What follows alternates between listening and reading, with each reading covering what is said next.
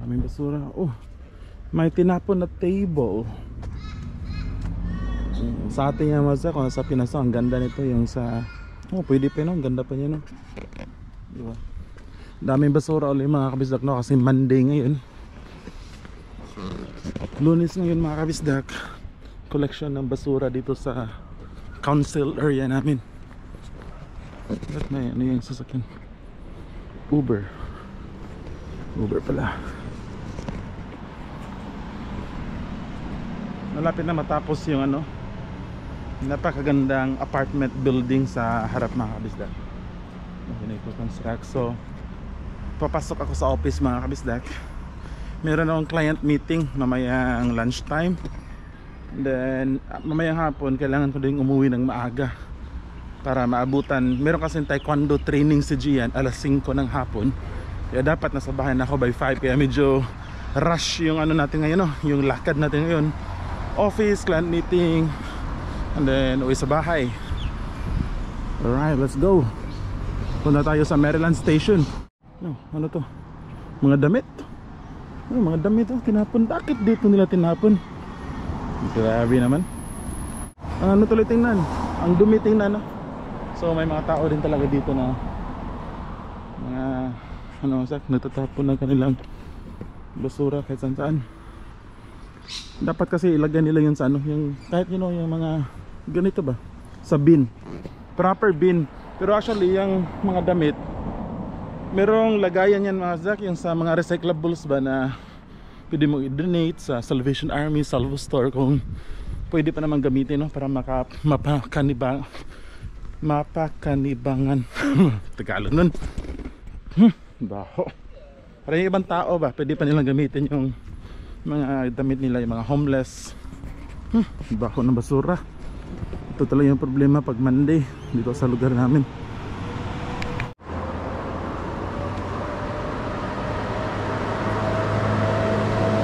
Pakistani, Arabic, Fijian, Asal Suite. So itong lugar namin mga kabisdak sa Maryland, lugar to ng mga Lebanese from Pakistan. Ang mostly dito is mga Muslim, pero mababait mga kabisdak. Matagal na kami dito, ang bait nila, wala kami naging problema so far. Walang racism, walang bullying, wala, okay lang. Actually we can stay here as long as kakayanin namin. Hindi kakayanin, as long as wala namin kaming naging problema sa pamamalagi namin dito sa Maryland. Open kami na bumili dito ng apartment, no? So yun, maganda dito. So ito yung ano dito morning, medyo tahimik pa, pero mamaya naging busy din ito kasi nag-iisang Chinese na bakery dito is itong hotdog. Yan lang.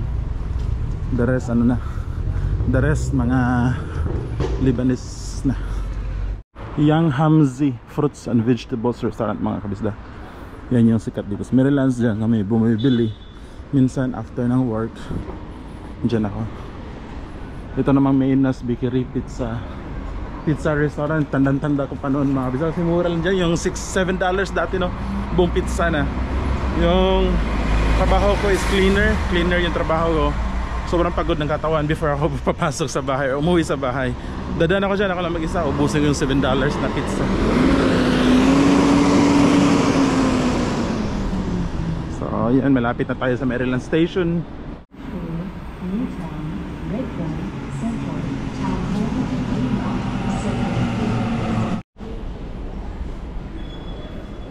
Alright, so andito na tayo sa Wynyard Station mga kabisdak. Nakatulog ako sa biyahe mga kabisdak. Bili tayo ng kape, bibili ako ng kape kasi inantok ako. Alright, so samahan niya ako lumabas dito sa Wynyard Station. Lakad tayo dyan sa George Street mga kabisdak. Merong coffee shop dito mga kabisdak. Yun o. Yun. Merong coffee shop. Mukhang masarap. Hindi pa ako nakatry dyan. Pero maraming ano, kasi maraming nakapila. Kaya doon na lang tayo sa labas.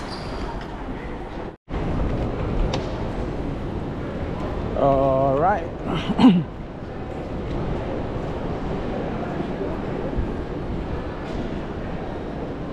So ito yung sikat na George Street mga kabisdak. Ang dami na papapicture dito sa kalsada na to. Hi. So yung trabaho ko pala mga kabisdak is Monday to Friday lang. And then usually work from home ako. Minsan pupunta ako dito sa office. Pag si Mrs. nasa bahay, yun yung day ko na pwede akong pumunta sa office. Sobrang hilig ang mga tao dito sa Sydney ng kape. Actually dito sa Australia parang kape yung ano nila dito. Parang kape yung staple food. You know, coffee shop. Yan, coffee shop mga kabisdak. Ganda ng bike ko. Wow, nice electric bike.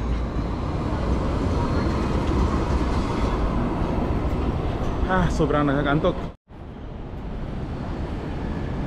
Alright, so dito tayo sa Martin Place mga kabisdak.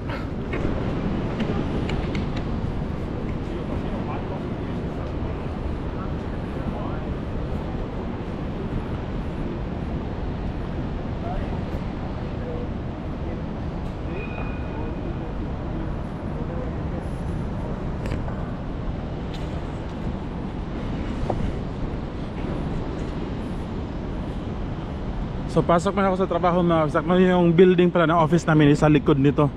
Yung likod nito na building, yan yung opisina namin. Actually hotel, tapos building na opisina namin. So medyo sa malapit dito no, na andito lagi. Message niya ako, pwede tayo mag meet up, kape-kape, kwentuhan, sama kayo sa vlog ko. Alright mga kabisdak, see you later. We still have time to play.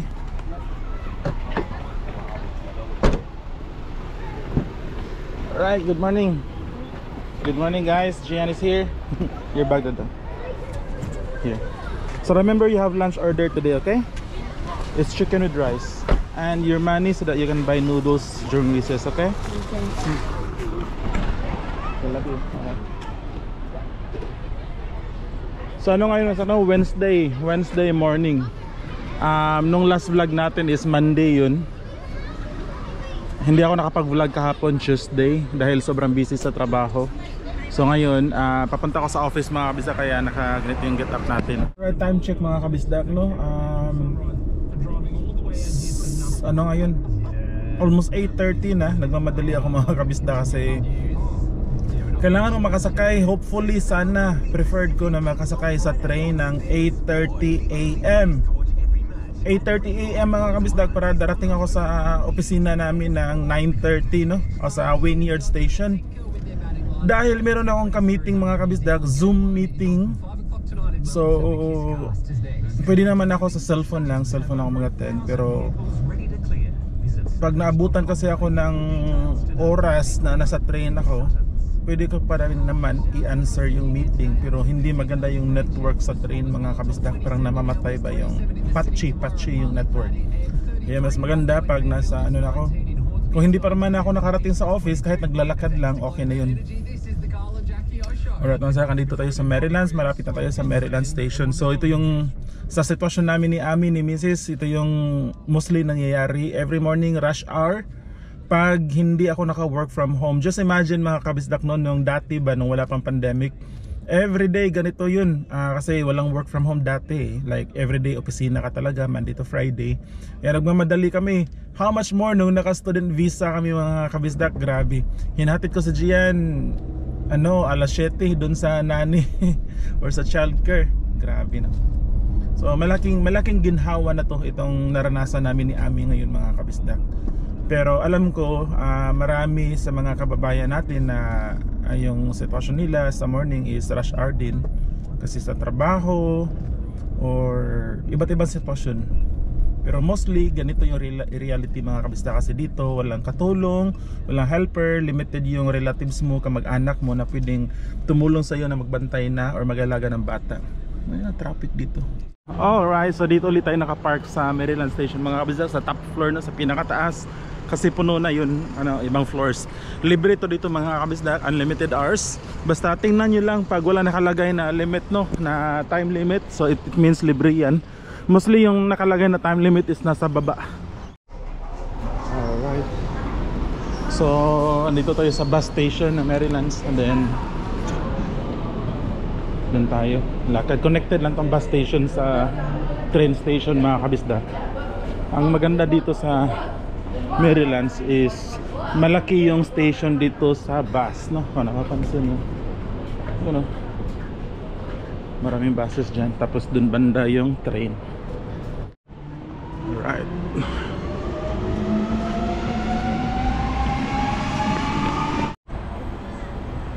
so ito yung station ngayon mga kabisdak. Meron yan sa taas din. Kunti pa yung tao kasi konti yung tao dito sa platform ngayon kasi yung train kakaalis lang, hindi ko nabutan mga kabisdak. Time check 8:35, kaya wala, mahirap to. Late, so let's see, time check tayo mamaya kung sasabihin ko sa inyo kung anong oras darating yung train dun sa Wynyard Station, no, sa office namin.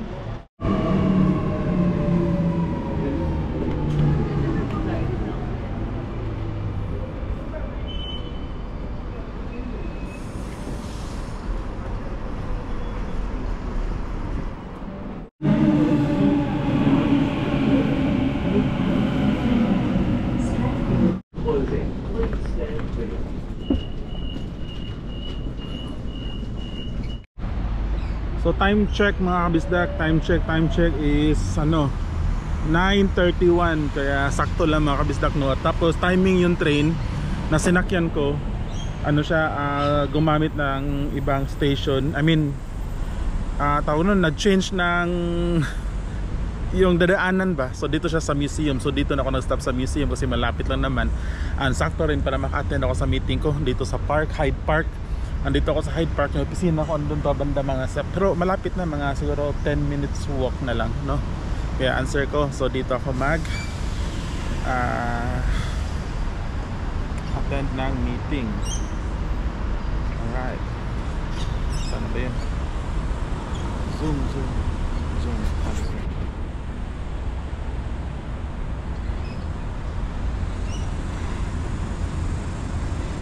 Habang nakaupo ako dito, bigla ako naging emotional mga kabisdak, no. Totoo tumaga, very raw emotion to ngayon. Parang naging teary-eyed ako. Iwan ko, parang biglang bumalik yung dati ba, no, nagsimula kami nung naka-student visa pa. Sobrang very walang kasiguraduhan na sitwasyon, no? Kasi dito ako nagsimula mga kabisdak. Yung pinakaunang company ko, yan, yung building na yan dyan. Yan, exactly yung building na yan. Tandang-tanda ko pa noon mga kabisdak. Actually, hindi pala yan. Sorry mga kabisdak. Yan pala yung next na dun. Andun lang, lapit lang. Tabok ka lang, cross ka lang ng isang street. Yun yung building. Tanda-tanda ko pa noon, cleaner yung trabaho ko. So, yan yung company dyan nagbigay sa akin opportunity, no. Sila yung nag-sponsor ng work visa sa akin. Tanda ko pa noon nung interview ko. Sinama ko si Ami tsaka si Gian. Dito kaming tatlo, ang liit pa ni Gian nun, mga less than 1 year old. Tapos nung in-interview ako, si Ami syempre dyan lang sila sa baba, sa lobby. Ako yung umakyat, level 16. Tapos nun, alam ko na maganda yung interview ko. Kaya nung after ng interview, bumaba ako, sinabi ko kay Ami yung naging takbo ng interview. Sabi ko parang positive, pero syempre hindi ka rin sigurado, no, kasi hindi pa naman ako binigyan ng offer. Tapos after that, lakad-lakad kami dito sa Hyde Park, and then pumunta kami ng Manly Beach para lang kasi nag-off ako doon sa trabaho as a cleaner. Tapos habang nasa Manly Beach kami, biglang may tumawag yung company, binigyan ako ng offer. So doon nagsimula lahat mga kabisdak. Yun yung nagbigay sa amin ng window or daan, no, para umabot kami sa sitwasyon namin ngayon. Sobrang sarap sa pakiramdam mga kabisdak. Kaya naging parang, at dito nung natrabaho na ako dyan, dito lagi sa matagal na nagfa-follow sa akin, na nanonood sa akin, alam ko na dati nakikita nyo ako lagi dito sa park na to. Kaya yun, it's just very amazing mga kabisdak, no. All those years, sobrang bilis ng panahon, at ito na uli ngayon. Nagva-vlog pa rin tayo. Walang iwanan mga kabisdak, vlog pa rin tayo. Alright, so tapos na yung meeting ko, and punta na tayo sa office ko. Doon uli banda yung opisina ko mga kabisdak. Yan o, yung building na yan mga kabisdak, yan yung opisina ko dati, pinakaunang company ko dito sa Australia, na dito sa related sa trabaho pang opisina, no? Hi! So lakad-lakad tayo dito mga kabisdak, and then papunta na ako sa opisina namin, kakatapos lang ng meeting ko. Bibili tayo ng kape. Bili muna tayo ng kape, no, bago tayo pumasok kasi sobrang busy ko ngayon. Meron kaming client galing Singapore, kaya busy tayo. So ito yung Hyde Park mga kabisdak. So marami sa inyo na na-miss na to dito, no? Kaya papakita ko sa inyo mga kabisdak. Lakad-lakad tayo, sarap sa feeling, merong music, kape na lang yung kulang, no? So simple lang tong vlog episode na to mga kabisdak. Ano lang, morning routine ni Kuya Bisdak, no? During meron bandaanan dito. Kasi doon kalsada na, kasi dito medyo malayo yung ikutin natin. Pero dahil gusto kong ipakita sa inyo ngayon dito, sige, dito na lang tayo. Alright mga kabisdak, lagi dito ako nagla-lunch lagi. During lunchtime nagla-live ako dito. So sa mga bago pa lang na nag-follow sa akin this year or even last year, hindi nyo na naabutan yung mga vlog ko dati, no, na lagi ako dito. Pero ako i-check nyo sa mga old videos ko, yun marami nun dito. Dito ako discuss ng mga journeys namin about student visa. Kaya nabuo din tong community natin, no, kasi ang daming nanood, ang daming nag-comments, nag-share, nag-like, dahil interested sila malaman yung journey namin. Kasi balak nilang pumunta dito sa Australia na student visa, at karamihan sa kanila, marami na akong nakilala na andito na rin mga kabisdak. Kasi syempre matagal na tayo dito. So yung mga nanood lang dati, comment kayo yung mga andito na rin ako.